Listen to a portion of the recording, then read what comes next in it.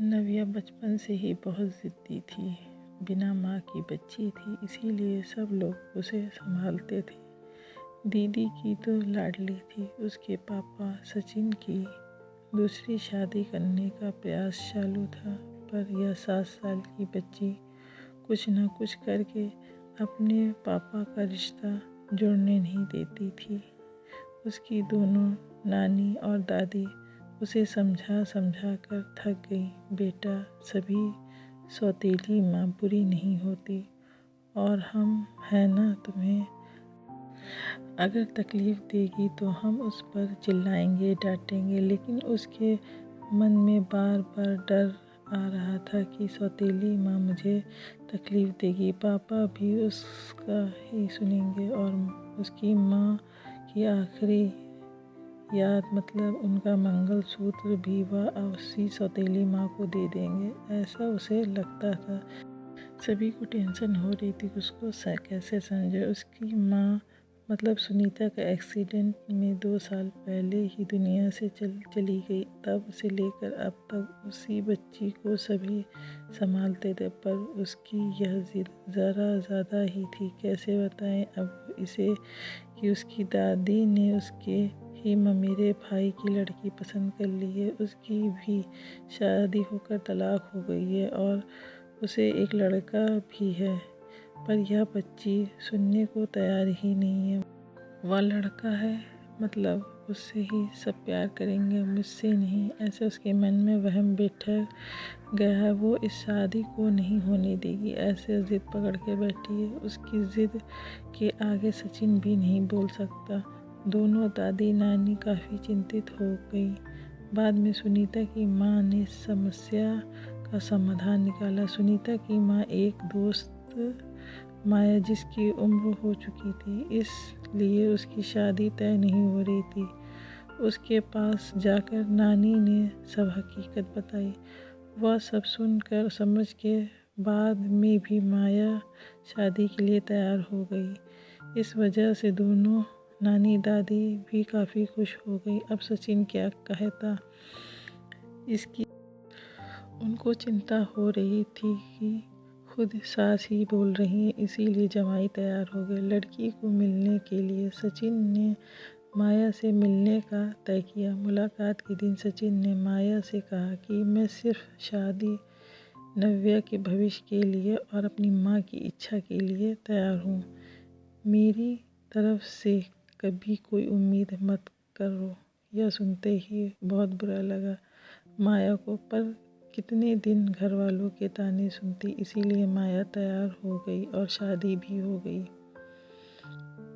उसके घर की परिस्थितियाँ इतनी अच्छी नहीं थी, उस वजह से उसके माँ बाप ने माया को कोई भी जेवर नहीं दिया और नव्या ने भी अपनी माँ का मंगलसूत्र देने नहीं दिया। बाद में सुनीता की माँ ने माया की माँ बनकर सब कुछ किया। नव्या माया को बहुत परेशान करती थी। ओ सौतेली माँ, ऐसा कहकर पुकारती थी उसे। माया थोड़ा सा डांटती या उसे समझाने का प्रयास करती, तब जानबूझकर झूठ मूठ रोने लगती।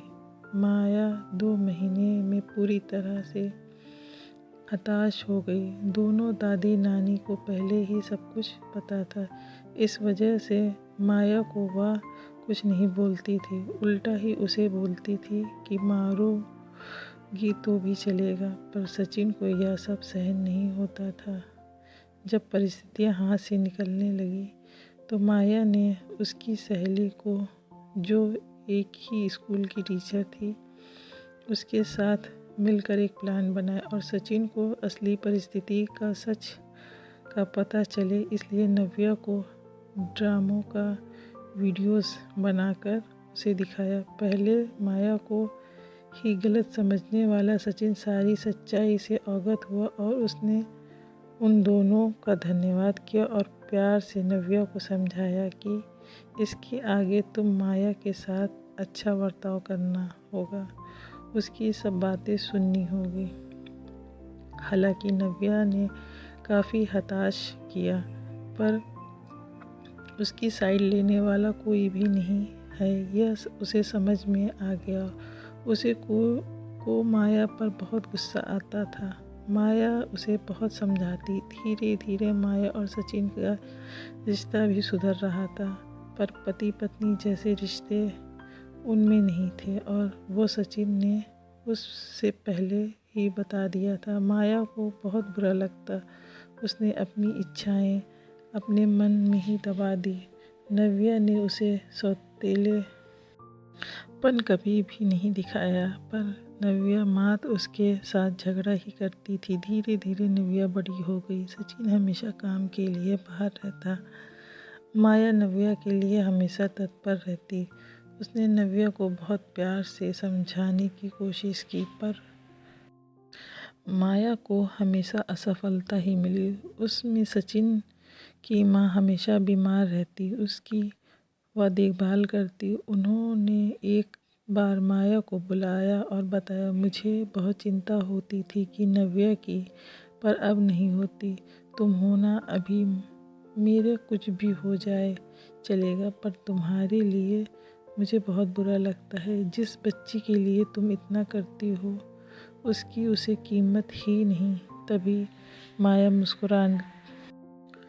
मुस्कुराने के साथ बोली, नव्या को देखते हुए बोली, उसने हमेशा गलत ही समझा। हमेशा की तरह नव्या ने माया से बहुत झगड़ा किया। सचिन के घर पर आते ही उसको सब झूठ बताया, पर उसने भी नव्या को ही सुनाया। गुस्से में नव्या ने खाना भी नहीं खाया। माया ने भी खाना नहीं खाया। नव्या को समझाने के लिए गई तो माया ने कहा,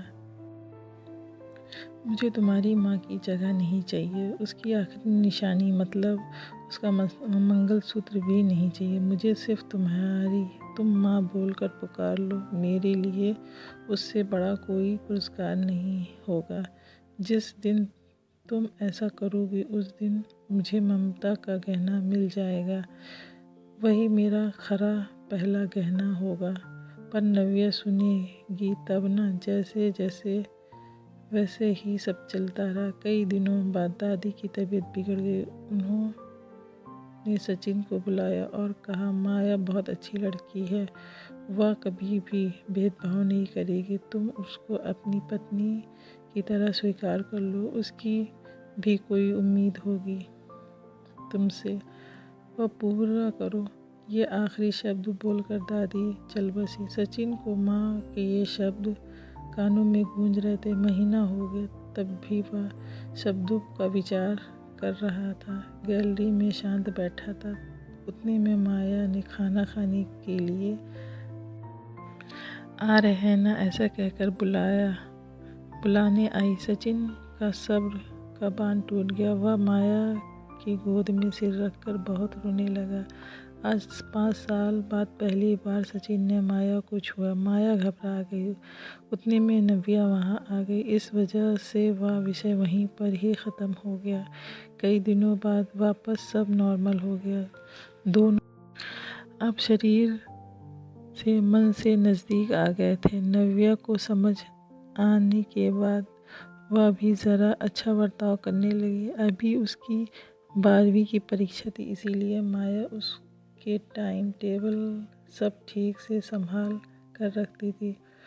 कुल मिलाकर सब अच्छा चल रहा था। ऐसे में उसकी खुशियों को नज़र लग गई। सचिन का एक्सीडेंट हो गया और वह गुजर गया। अभी माया और नव्या वह दोनों ही थी एक दूसरे के लिए। जो भी सेविंग थी उस पर घर का खर्च चल रहा था। माया जो एजुकेटेड नहीं थी, इसी वजह से उसे नौकरी मिलने में दिक्कत आ रही थी। छोटी छोटी नौकरी करके वह घर का खर्च चला रही थी। सचिन की सब सेविंग उसने नव्या के लिए रख दिया। अब नव्या को प्यार हो गया था सुशांत नाम के लड़के से। इस वजह से माया ने उसका प्रेम विवाह कराने का सोचा।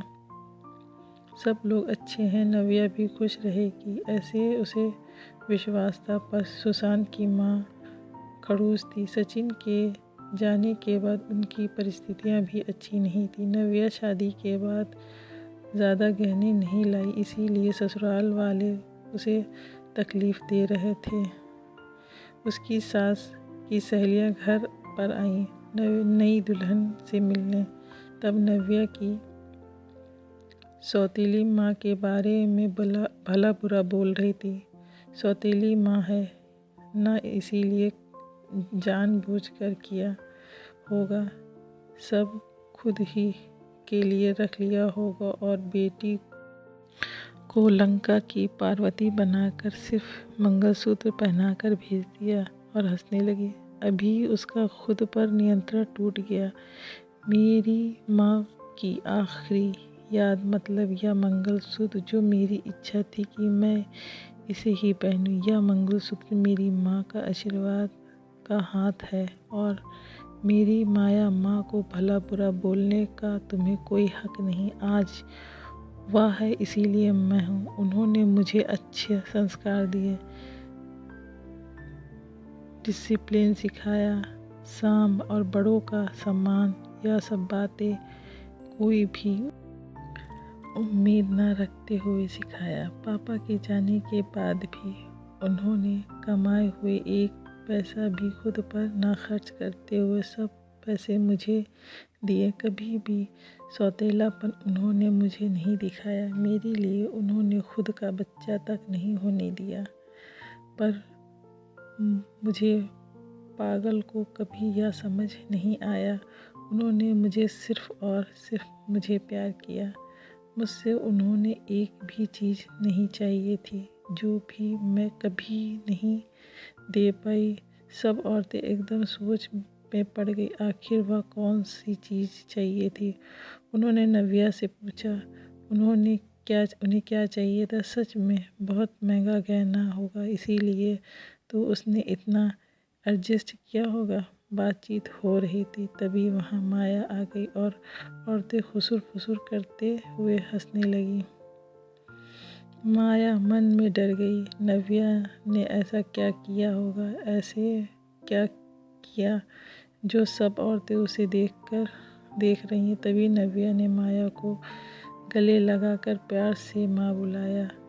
दोनों माँ बेटी सब भूलकर एक दूसरे की बाहों में गुम हो गए। और तो औरतें जब कभी कानाफूसी कर रही थी, तभी नव्या बोली, आप सबको वह गहना देखना था ना। यह माँ बुलाकर ममता का गहना उन्हें चाहिए था। माया को तो रोना आ रहा था। दोनों सचिन और दादी की फ़ोटो के सामने खड़े रहकर उनको हाथ जोड़कर खड़े थे। नव्या ने उनसे माफ़ी मांगी और माँ को खुद से कभी दूर नहीं करूँगी ऐसा वचन दिया। दोस्त, समाज में कई गलत बातें भावनाएं बनी हुई होती हैं जो जाने अनजाने बच्चे तक भी पहुंच जाती है। हमें बच्चों को और खुद को भी इन सब बातों को समझना होगा कि हर पुरानी बातें पूरी तरह से या हर किसी के लिए सच या एक समान नहीं होती। किसी एक का सच दूसरे के लिए झूठ हो सकता है। इसीलिए किसी भी बात को अपने दिल और दिमाग में बिठाने से पहले उसकी सत्यता की कसौटी करना बेहद ज़रूरी हो जाता है।